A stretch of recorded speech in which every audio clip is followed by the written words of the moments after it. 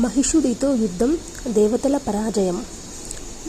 దేవదానవ సైన్యాలకు భీకర యుద్ధం జరిగింది. బాణ, ఖడ్గ, ప్రాస, ముసల, పరస్వద, గద, పటిశ, శూల, చక్ర, శక్తి, తోమర, ముద్గర, బిందిపాల, హలాది దారుణాయుధాలతో తీవ్రంగా తలపడ్డారు. రకరకాల అస్త్రాలతో పరస్పరం సంహరించుకుంటున్నారు. మహిషాసురుడి సేనని చిక్షురుడు గజారుడై ఇంద్రుణ్ణి ఎదిరించి ఒకేసారి 5 బాణాలతో గాయపరిచాడు. ఇంద్రుడు తేరుకొని అర్ధచంద్రాకార బాణంతో వాడి గుండెలను గాడిపరిచాడు. వాడు మూర్ఛపోయాడు. అదను గమనించి ఇంద్రుడు ఆ ఏనుగును సంహరించాడు. అది చూసిన మహిషాసురుడు క్రుధుడయ్యాడు. బిడాలుడు అనే దండనాయకుణ్ణి ఇంద్రుడిపైకి ఉసిగొల్పాడు. వాడు మరొక మదగజాన్ని ఆరోహించి వస్తుండగానే సచీపతి 10 బాణాలు వేశాడు. వాడు వాటిని తుత్తునీయులు చేసే 25 బాణాలు ప్రయోగించాడు. ఇలా బాణాలతో యుద్ధం చాలాసేపు జరిగింది. ఇంద్రుడు గురి చూసి గదను విసిరి వాడి ఏనుగు తొండం విరిచేశాడు.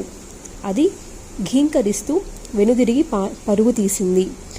రాక్షస సైనికులు చాలామంది దాని పాదాల కింద పడి నలిగిపోయారు. బిడాలుడు ఆ ఏనుగును వదిలేసి రథం అధిరోహించి మళ్ళీ ఇంద్రుడితో తలపడ్డాడు.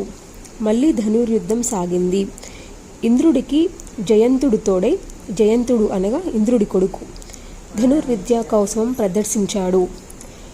ఒకేసారి తాచుపాము లాంటి 5 బాణాలు ప్రయోగించి బిడాలుడిని సంహరించాడు.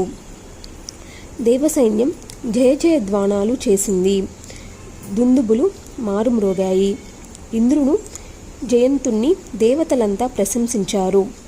అప్సరసలు అభినందించి నృత్యం చేశారు. ఈ కోలాహలం విని మహిషాసురుడు మండిపడ్డాడు. వెంటనే తామ్రుణ్ణి పంపించాడు. వాడు రణరంగానికి వస్తూనే మహామేఘంలాగా దేవసైన్య సముద్రం మీద బాణవృష్టి కురిపించాడు. అతన్ని వరుణుడు ఎదిరించాడు. యముడు దండాయుధుడై సహకరించాడు. దండాయుద్ధం దెబ్బకు చెక్కు చెదరకుండా నిలబడ్డ తామ్రుణ్ణి చూసి యముడు క్షణకాలం ఆశ్చర్యపోయాడు. తామ్రుడు 100 ధనస్సులతో యుద్ధం చేస్తున్నాడా అన్నట్టు సకల దిక్పాలకుల మీద, దేవ సైన్యాకుల మీద ఒకేసారి వందల బాణాలు కురిపించాడు. అష్టదిక్పాలకులు అందరూ కలిసి ఒక్కసారిగా విజృంభించి తామ్రుణ్ణి తుదుముట్టించారు. దానవసేన శిబిరంలో హాహాకారాలు మిన్నుముట్టాయి. అంతా భయభీతులయ్యారు. ఈసారి మహిషాసురుడు స్వయంగా రణరంగంలోకి దిగాడు. గదాయుద్ధం ధరించి కదిలి వచ్చాడు. ఈరోజే దేవతలందరినీ మట్టు పెడతానంటూ ప్రతిజ్ఞ చేసి ఏనుగును ఎక్కి వచ్చాడు. వస్తూనే ఇంద్రుడి మీదకు గద విసిరాడు. సచీపతి వజ్రాయుధంతో దాన్ని భగ్నం చేశాడు. మహిషుడు కత్తి దూశాడు. ఇద్దరికి ద్వంద్వయుద్ధం భీకరంగా జరిగింది. రాక్షసేశ్వరుడు తన మాయలన్నీ ప్రదర్శిస్తూ ఆశ్చర్యకరమైన ఆయుధాలను ప్రయోగిస్తూ దేవ సైనికులను మట్టి కరిపిస్తున్నాడు. సర్వలోక సంహారకమైన శాంభరీ విద్యను స్మరించాడు. అది మునులను కూడా మోహపరిచే విద్య. కోటాను కోట్ల మహిషాసురులు అదే రూపం, అదే శక్తి, అదే ఆయుధం, అదే పరాక్రమంతో ఆవిర్భవించారు. దేవవాహినిని చీల్చి చెండాడుతున్నారు. వజ్రపాణికి మతిపోయింది. భయంతో వణికిపోతున్నాడు. యమ వరుణాదులను ఏమి జరుగుతుందో తెలుసుకోలేకపోతున్నారు. కాళ్ళు చెయ్యి ఆడక నిశ్చేష్టులై నిలబడిపోయారు. ఇక దేవసేనల సంగతి చెప్పనక్కర్లేదు. అందరి భయం అలుముకుంది. పారిపోవడానికైనా దిక్కుతోచడం లేదు. త్రిమూర్తులను తలుచుకుంటున్నారు. తలుచుకున్న క్షణంలోనే త్రిమూర్తులు ప్రత్యక్షమయ్యారు. విష్ణుమూర్తి ఇది శాంభరీ విద్య అని గ్రహించాడు. సుదర్శన చక్రాన్ని ప్రయోగించాడు. అది ఆ మాయాశక్తిని పటాపంచలు చేసింది. ఎవరా ఆ పని చేసిన వీరుడన్నట్టు మహిషాసురుడు తేరిపార చూశాడు. త్రిమూర్తులు తమ తమ వాహనాలపై కనిపించారు. పరగ ఆయుధాన్ని చేపట్టి లంఘించాడు. అసిలోమ, త్రినేత్రక, భాష్కల, అందక ప్రభృతి దండనాయకులు మహిషుడికి బాసటగా నిలిచారు. ధనుర్ధార్దులై రథారూఢులై త్రిమూర్తుల వైపు దూసుకువచ్చారు. శరవృష్టి కురిపించారు. బ్రహ్మ విష్ణు మహేశ్వరులు కనిపించడంతోనే దేవసేనకు ధైర్యం వచ్చింది. జూలు దులిపి సింహాన్ని విక్రమించారు. రాక్షస సేనను ఎదిరించారు. అందకుడు ధనస్సును చెవిదాకా ఎక్కుపెట్టి విషసిక్త బాణాలను పరంపరగా ప్రయోగిస్తున్నాడు. వాసుదేవుడు ఆ బాణాలను అన్నింటినీ తమ బాణాలతో ఖండిస్తున్నాడు. ఉన్నట్టుండి అందకుడు శివుడి మీదకు దృష్టి సారించాడు. ద్వంద్వ యుద్ధానికి తలపడ్డాడు. ముసల గదాశక్తి పరస్వధాది భీషణ యుద్ధాలతో విరుచుకుపడ్డాడు. 15 రోజుల పాటు వీరిద్దరికీ ఘోర సంగ్రామం జరిగింది. త్రినేత్రుడు యముడితో, అసిలోముడు వరుణుడితో కలియపడ్డారు. హోరాహోరీ పోరాటం సాగుతుంది. ఎవరూ ఎవరికి తీసిపోవడం లేదు. మహిషుడు విసిరిన గద గరుత్మంతుడికి బలంగా తగిలింది. బాధ తట్టుకోలేక గట్టిగా మూలిగి నిట్టూర్చాడు. విష్ణువు తన కుడి చేతులతో నిమిరి ఓదార్చాడు. గరుడు క్షణంలో తేరుకున్నాడు. శ్రీహరి తన సార్జ ధనస్సును అందుకొని దిశలకు బాణాలు పిడుగుల్లా కురిపించాడు. ఇది చూసి అందకుడు శివుణ్ణి వదిలేసి మళ్ళీ విష్ణుమూర్తి వైపు దృష్టి సారించాడు. బాణాలకు బాణాలతో సమాధానం చెప్పాడు. సౌరికి కోపం తీవ్రమయ్యింది. చక్రాన్ని ప్రయోగించాడు. అందకుడు తన చక్రాయుధాన్ని ప్రయోగించి సుదర్శనాన్ని దారి తప్పించాడు. విజయ గర్వంతో వికటాటహాసం చేశాడు. సుదర్శనాయుధం గురితప్పి విఫలం కావడం కనీ విని ఎరిగని అంశం. సౌరి ఆశ్చర్యచకితుడయ్యాడు. దేవతల హాహాకారాలు చేశారు. క్షణంలో తేరుకున్న శ్రీహరి తన కౌమద కీగదలను గురుచూసి విసిరాడు. అది సరాసరి వెళ్ళి వాడి తలకు ఢీక్కుంది. కళ్ళు బైర్లు కమ్మాయి. రథం నుంచి నేలకు దొర్లి పడ్డాడు. మహిషాసురుడికి మతిపోయింది. పిచ్చి కోపంతో వెర్రికేక వేశాడు. రంకెలు వేస్తూ రమానాథుడి వైపు దూసుకువచ్చాడు. శ్రీహరి విసిక వృష్టి కురిపించాడు. కానీ వాడు చెక్కు చెదరలేదు. దున్నపోత మీద జడివాన అన్నట్టు అయ్యింది. ఈసారి విష్ణుమూర్తి కౌమోదికతో వాడి శిరస్సు మీద బలంగా మోదాడు. వాడు స్పృహ కోల్పోయాడు. దేవతలు కేరింతలు కొట్టారు. దైత్యులు హాహాకారాలు చేశారు. కానీ మనుక్షణంలోనే మహిషుడు తేరుకున్నాడు. పరిగను రివ్వున తిప్పి విసిరాడు. అది సూటిగా వచ్చి సౌరి సిరకు తగిలింది. తగలడమేమిటి, మూర్ఛపోయాడు. గరుత్మంతుడు పరిస్థితిని గమనించి రణరంగం నుంచి తప్పించాడు. దేవతల హాహాకారాలు, రాక్షసుల ఓహోకారాలు మిన్నుముట్టాయి. ఇంద్రాదులు భయంతో గడగడలాడారు. వలవలా విలిపించారు. శంకరుడు ఓదార్చి ధైర్యం చెప్పాడు. త్రిశూలం ధరించి మహిషుణ్ణి ఎదురించాడు. బలం కొద్దీ శిరస్సు మీద పొడిచాడు.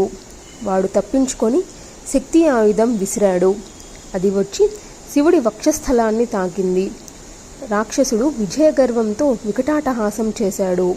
కానీ శంకరుడు చలించలేదు. కోపంతో కళ్ళు ఎర్రబడ్డాయి. త్రిశూలంతో మళ్ళీ పొడిచాడు. వాడు మళ్ళీ తప్పించుకున్నాడు. అంతలోకి మూర్ఛ నుంచి తేరుకున్న విష్ణుమూర్తి రణరంగానికి వచ్చాడు. హరిహరులు నిధరిని చూడటంతో మహిషాసురుడికి యుద్ధోత్సాహం ఉరుకులు వేసింది. తన మహిష రూపాన్ని ధరించాడు. తోక గడించాడు. దిక్కులు పగిడేటట్టు, దేవతలుడు భయపడేటట్టు భైరవనాదం చేశాడు. ప్రళయకాల మేఘంలా నల్లని రూపంతో ఆ మహాకాయుడు కొమ్ములు విసురుతూ పర్వతాలను పెలగిస్తూ హరిహరుల మీదకు లంఘించాడు. విష్ణుమూర్తి ధనస్సును మండలాకారంగా ఎక్కుపెట్టి బాణం పరంపరను కురిపించాడు. అవి అతడిని ఏమీ చేయలేకపోయాయి. ఒక గిరి శిఖరాన్ని పడగొట్టి తోకతో మెలిపెట్టి రివ్వున విసిరాడు. అది గిరగిరా తిరుగుతూ హరిహరులపైకి దూసుకు వస్తుంది. విష్ణుమూర్తి ఒక్కసారిగా లక్షల సంఖ్యలో తీవ్ర శరాలు ప్రయోగించి దాన్ని తుత్తునియలు చేశాడు. ఏమాత్రం వ్యవధి ఇవ్వకుండా సుదర్శన చక్రాన్ని ప్రయోగించాడు. అది సరాసరి వెళ్ళి మహిషాసురుడి కొమ్ములను మధ్య తాకింది. వాడు మూర్ఛపోయాడు. కానీ అంతలోనే తేరుకున్నాడు. మానవ రూపం ధరించి లేచి నిలబడ్డాడు. కొత్తగా పర్వతం ఏదో భూమిని చీల్చుకొని లేచింది అన్నట్టు అనిపించింది. చేతిలో ఒక మహాగద ఉంది. కారు మేఘంలా గర్జించాడు. దీనికి దీటుగా శ్రీహరి తన పాంచజన్యం పూరించాడు. ఆ ధ్వనికి రాక్షసులందరూ గడగడలాడారు. ఋషులు దేవతలు సంతోషించారు. పాంచజన్య శంఖధ్వనికి తన రాక్షస సేనలు భయపడటం గమనించిన మహిషాసురుడు వారికి ధైర్యం కలిగించాలని క్షణకాలం ఆలోచించాడు. వెంటనే మానవ రూపాన్ని విడిచిపెట్టి సింహరూపం ధరించాడు. సింహగర్జన చేశాడు. జూలు దులిపి దేవసైన్యం మీదకు మెరుపుదాడి చేశాడు. దేవతలంతా కకావికలై పరుగులు తీశారు. అందిన వారిని అందినట్టు దంతాలతో నఖాలతో చీల్చి చెండాడుతున్నారు. ఆకాశంలోకి బంతిలా ఎగిరి గరుత్మంతుణ్ణి పంజా విసిరికొట్టాడు. గరుడు రక్తసిక్తుడయ్యాడు. గోళ్లు కొరుక్కొని శ్రీహరి చేతులకు గాయాలు అయ్యాయి. నెత్తురు ప్రవాహాలు కట్టింది. పరమక్రుధుడు చక్రాయుధం విసిరేలోగా చక్రాయుధాన్ని విసిరేలోగా రాక్షసుడు మళ్ళీ మహిషమై కొమ్ములు విసిరాడు. అవి గుండెలకు పొడుచుకున్నాయి. విష్ణుమూర్తి విలవిలలాడాడు. గరుత్మంతుడు రివ్వున వెనుదిరిగి తన స్వామిని విష్ణులోకానికి తీసుకుపోయాడు. విష్ణుమూర్తి పలాయనం చిత్తగించేసరికి శంకరుడు భయపడ్డాడు. వీడిని సంహరించడం మన వల్ల కాదు అనుకున్నాడు. త్రిశూలం భుజాన వేసుకొని కైలాసం చేరుకున్నాడు. బ్రహ్మదేవుడు హంసను తోలుకుంటూ తన లోకానికి వెళ్ళిపోయాడు. ఇంద్రుడొక్కడు వజ్రాయుధం చేతబుచ్చుకొని రణరంగంలో నిలబడ్డాడు. వరుణుడు పాసహస్తుడై, యముడు దండధారుడై, యక్షపావక సూర్యచంద్రులతో కలిసి నిలబడ్డారు. రాక్షసులను ఎదిరించాలి అనే దృఢ సంకల్పంతో నిలబడ్డారు. కానీ త్రిమూర్తులు పారిపోవడం రాక్షస సేనలను ఉత్సాహాన్ని అందించింది. వివిధ ఆయుధాలతో వికటాటహాసాలు విజృంభించారు. అయితే అమర సైనికులు ధీటుగా నిలిచి పోరాటం సాగించారు. ధనుష్ఠాకారాలు, ముష్టిఘాతాలు, ఖడ్గప్రవాహాలు, గజగింకారాలు దిక్కులు పికటిల్లాయి. మహిషాసురుడు విజయమో వీరస్వర్గమో అన్నట్టు చెలరేగిపోయాడు. కొమ్ములతో పర్వత శిఖరాలు విరిచి దేవతల మీద పడేట్టు కాళ్ళతో తన్నుతున్నాడు. తోకను రిక్కించి విష్ణుచక్రంలా తిప్పుతున్నాడు. వందలు వేలుగా దేవతలు శరీరాలు చీలికపోతున్నాయి. కాలిడెక్కలతో ఎంతమందిని మట్టిగరిస్తున్నాడో లెక్కలేదు. దేవ గంధర్వ వీరులు భయభ్రాంతులై కాలికి బుద్ధి చెబుతున్నారు. ఎటువారు అటే పారిపోతున్నారు. దేవేంద్రుడు కూడా ఇక వీడిని ఎదిరించడం నా వల్ల కాదు అనుకున్నాడు. రణరంగం విడిచిపెట్టి పలాయనం చిత్తగించాడు. నాయకుడే పారిపోతే మనమేం చేస్తామంటూ యమ, వరుణ, కుబేరులందరూ బెదిరిపోయారు. త్వరగా చెదిరిపోయారు. మహిషాసురుడు విజయగర్జన చేశాడు. పారిపోతూ సచీపతి వదిలిపెట్టిన ఐరావతాన్ని, ఉచ్ఛ్రాస్రవాన్ని స్వాధీనపరుచుకున్నాడు. మానుష రూపం ధరించి ఇంద్రగజాన్ని అధిరోహించి తన పట్టణానికి వెళ్ళిపోయాడు. వెంటనే బయలుదేరి స్వర్గానికి వెళ్ళి ఇంద్రాసనం మీద కూర్చున్నాడు. సురరాజ్యాన్ని స్వాధీనం చేసుకున్నాడు. దేవతల పదవులలో తన దానవులను నియమించాడు. 100 ఏళ్లు జరిగిన ఘోర సంగ్రామంలో విజయం సాధించి మహిషుడు ఎలాగైతేనేమి తన కోరిక తీర్చుకున్నాడు. ఇంద్ర పదవి చేజెక్కించుకున్నాడు. దేవతలందరూ స్వర్గాన్ని విడిచిపెట్టి కాందీసికులై ఎటెటో వెళ్ళిపోయారు. ప్రాణాలు దక్కించుకున్నారు. కొండలలో, గుహాలలో, అడవులలో తలదాంచుకొని కాలక్షేపం చేస్తున్నారు. ఏళ్ళు గడిచాయి.